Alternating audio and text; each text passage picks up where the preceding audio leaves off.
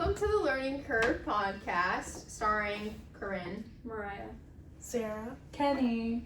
and today we are going to be talking about the third prompt, and it's basically what we talked about in class today. But we're gonna what we talked about in class today.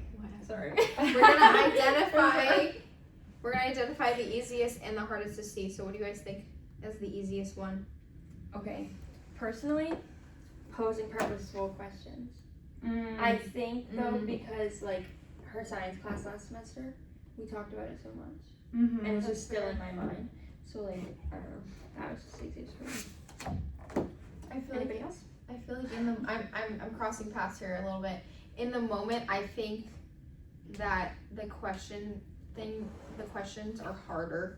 Like if you were actually doing the number talk to like come up with them, because like Dr. King does them, so I'm like I can't live up to her standard of this because it's so good. No, I don't think I could pose purposeful questions with math. I feel like It's that hard. might be harder for me. But Yeah, like to get science and to Yeah, get the that's kids fair. like critical thinking, I feel like it's a little bit difficult. So I guess we'll see what happens. what do you think? I know. I feel like it's especially hard because, well, I was talking about this a bit in class, but to do with like the fluency, ours, when we're doing it is so different than like when our kids are going to be doing it because we are already like, we know how to add. But I presume when we're doing it with kids, it's going to be stuff that they only somewhat know.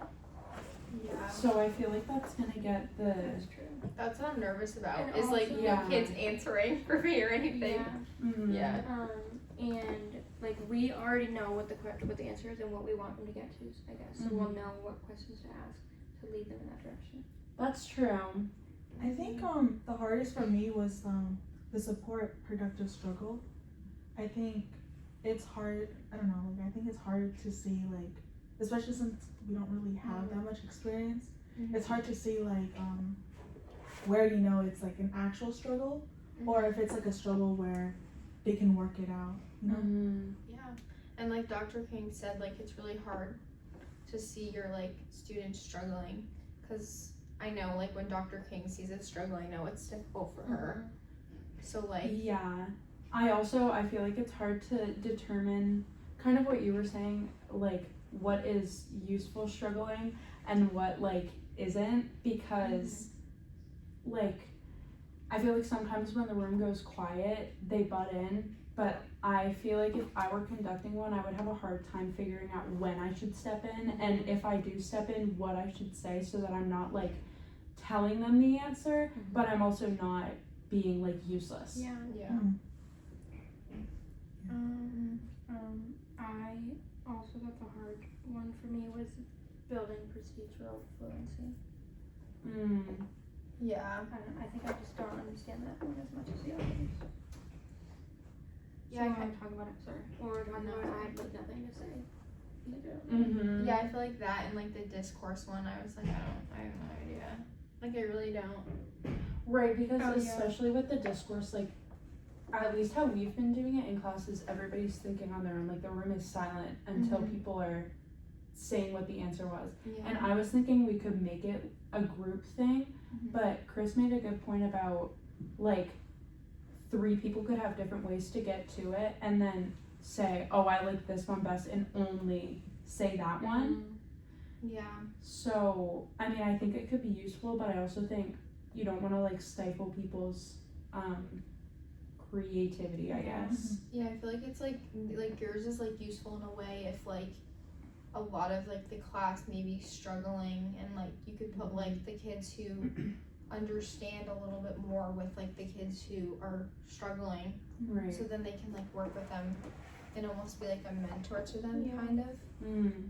But I also think I categorized that one with the questions because you can facilitate it by asking questions. Right. So Yeah. I feel like I think that the number talks definitely showed evidence of thinking pretty well. Like the whole point of it is that you show the process of how you got there. I like that everything was written in different colors, and that she promotes the idea. This also kind of goes into struggle of like to share what you're feeling and like what you're processing, even if you think it might be wrong or you're not fully sure how you got there, because it still is information. So I think this is like a good way of doing that for your students if you're finding that in other areas of instruction you're not really touching on that kind of stuff. This is a good activity to do to get there. Also, to add on, I really liked how Dr. King, when she always asks us questions, it's always like open-ended questions. So it's not just like a set answer. So we're able to like remember like last week it was like how would you solve 18 plus 56? And everybody said it differently. I really liked how she didn't say like no as an answer. And if it wasn't like the answer she wanted, she would like try to redirect us from based on like what we said. Right. Yeah, and she never said if it was like correct or like you're wrong. And like she mentioned that like you shouldn't do that. Like at the end you can tell the students that they did a good job. Yeah. But like don't say that it's correct or it's not. I noticed that in the video too that she was showing where the teacher in that wasn't like, she was more so saying, I believe this and prove me wrong. Yeah. Or like, Prove this, it to me then. yeah. And then the Yeah. other student who like had gotten it right, but her peers were like not catching up. To be like, explain your thought process to them, Yeah. I think was smart too. I feel like almost saying like prove me wrong is like a good way to like influence them to like actually know how they're thinking, because like it's like everybody wants to be right. Yeah. You know what I'm saying? So I feel like that's like a good way. And they answer like the why part of the, or how part of the equation. Like it's like what's 1 + 1? And they say 2. Okay, how is it that? Like explain it to me. Right. And also like keeping it simple, like, you know, like just like a simple like prove me wrong, like, you know. She's not like being like, okay, like adding redundant words to it. She just says it like very simple. So like, especially since they're kids, like, you know, like simple instructions are like what they're gonna understand and not just like complex words. Right. I feel like I'll struggle with not saying yes or no though. Oh, me too. Oh yeah, because I'm so used to like praising the kids if like they get it right. I'm like, oh, good I job. know. Right. And in the moment I'm gonna be like, and then say Like, something oh. like, wait. Yeah. I can't say that. I actually can't. Yeah. But I mean, I think it's like a good idea to like have their peers explain it to them or like help them or stuff like that. I am sorry. No, you go first. Sorry. I am interested to see if our students like get it wrong when we do it, because no one since we've done it have gotten it wrong, or like if somebody was on the wrong path, they corrected themselves. So I feel like what I am a little bit concerned about hosting one of these is how I would react if it did happen. Like, would I, because I don't want to embarrass the kid either. Yeah, that's what's hard. Because like I think Dr. King said you have to like move on. Yeah. And at the end you can come back to it, but it's like it's still like a very like difficult I feel thing like I would to just deal wanna with when ignore someone's it. wrong. Well, it's I like feel if I just want to be like and act like it didn't happen. yeah, But like you can't. you like, can't. have to, You have to like address it. Yeah. I don't know, if my answer was the only one on the board that was wrong, I like would Yeah. shrivel I would in myself. I would feel cry. awful. I think I would be like, okay, let's go back to to the yellow one or something, not point out the kid who did it and be like, this has a different answer, so maybe let's see where Or like it why went is wrong, it? or maybe Right. Why this could be different? Like why is it different from all the other answers type thing. I wonder if even we could like, maybe not for our number talk, but like if we were teachers and we wanted to do something similar, we could have them write it anonymously and just read it out, so that it's not like, True. because people are gonna hear who answers even if you don't address it again, versus like everybody's writing it down. Yeah. And that could help like it would give you information on everyone, like how they're processing things, versus with the number talks that we've done, it's really only been people who wanted to participate. That's true.